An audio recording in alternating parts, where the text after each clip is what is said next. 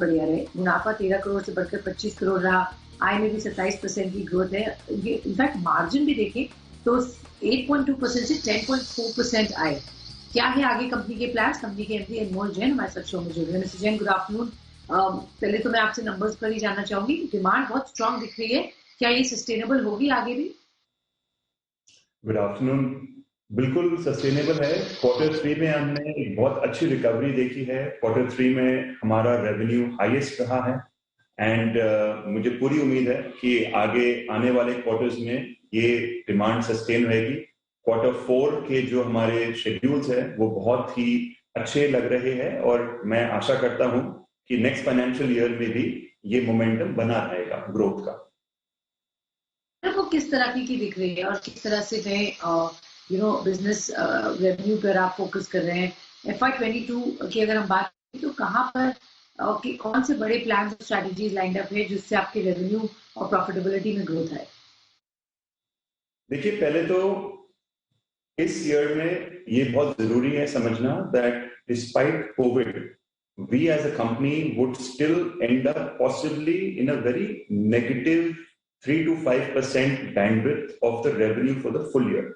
और मैं मानता हूं कि ये एक बहुत बड़ी अचीवमेंट है because industry would still degrow -15 to 18% for the full year and despite these challenges अगर हम एक सिर्फ नेगेटिव 3 to 5% इस साल करेंगे तो ये एक बेंचमार्क होगा मेरे हिसाब से। जहां तक नेक्स्ट ईयर की बात करेंगे तो नेक्स्ट ईयर मेरी फीलिंग ये है दैट इस कंपनी की growth should be better than the industry growth. I would think at least 20 से 25% की ग्रोथ हम एक्सपेक्ट करते हैं organically. this should be better than the industry and I think this should take us back to FY19 revenue levels. If I were to give you a long-term perspective on strategy, हमारी strategy बड़ी clear है. We want to focus on our plastics, our electronics, and mechatronics businesses and ये 3 हमारे growth drivers होंगे आने 3 से 5 साल तक। हमारे जो भी प्लान्स है स्ट्रेटेजिक ऑर्गेनिक या इनऑर्गेनिक वो इन्हीं एरियाज पे फोकस कर रहे हैं और आफ्टर मार्केट जो एक बहुत ही स्ट्रॉन्ग पोटेंशियल है, हम आफ्टर मार्केट में ऑलरेडी काफी अच्छा काम करते हैं and I am quite bullish that aftermarket also will play a very important role in our long term strategy for the company. तो एरियाज जहाँ पर फोकस होगा वो आपने हमें बताया। क्विकली एक आखिरी सवाल आपसे ये जानना चाहेंगे, कैपेक्स प्लान्स किस तरीके के हैं FY22 में? आपका एक्सपेंशन की तरफ क्या फोकस है? एक्सपोर्ट्स किस तरह से देख रहे हैं बढ़ाते हुए?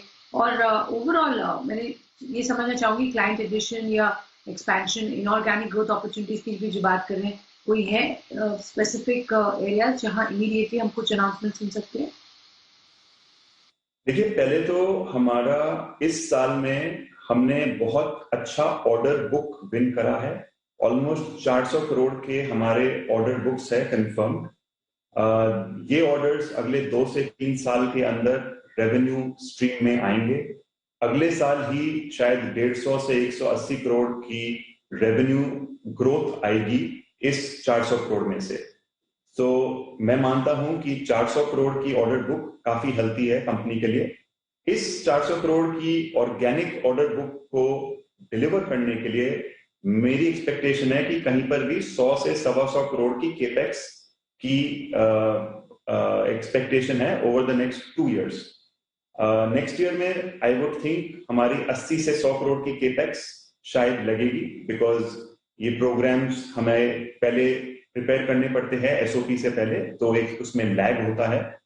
बट डेफिनेटली ऑर्डर बुक अच्छी स्ट्रांग लग रही है। केपेक्स प्लान्स की जहां तक आपने बात फिर से पूछी, ये हमारे केपेक्स प्लान्स है ऑर्गेनिकली। इनऑर्गेनिक की जहां तक मैं बात करूं तो हम कॉन्स्टेंटली परस्यू करते हैं इनऑर्गेनिक अपॉर्चुनिटीज जो हमारे long term strategic road map को फिट करती है। करंटली भी हम एक एक्टिवली अपॉर्चुनिटी परस्यू कर रहे हैं जिसकी केपेक्स और रेवेन्यू की ग्रोथ अगर वो एक्विजिशन होती है will be over and above जो मैंने आपको ग्रोथ के नंबर्स बताए। काफी कुछ इंटरेस्टिंग प्लान्स दिख रहे हैं कंपनी के आगे चलकर। बहुत बहुत शुक्रिया मिस्टर जैन हमारे साथ बात करने के लिए और बताने के लिए। तो KL Lumax Autotech कंपनी का आगे का स्ट्रॉन्ग ग्रोथ प्लान है, नंबर्स भी बहुत बढ़िया रहे और ये मोमेंटम कंटिन्यू होने की बात करिए।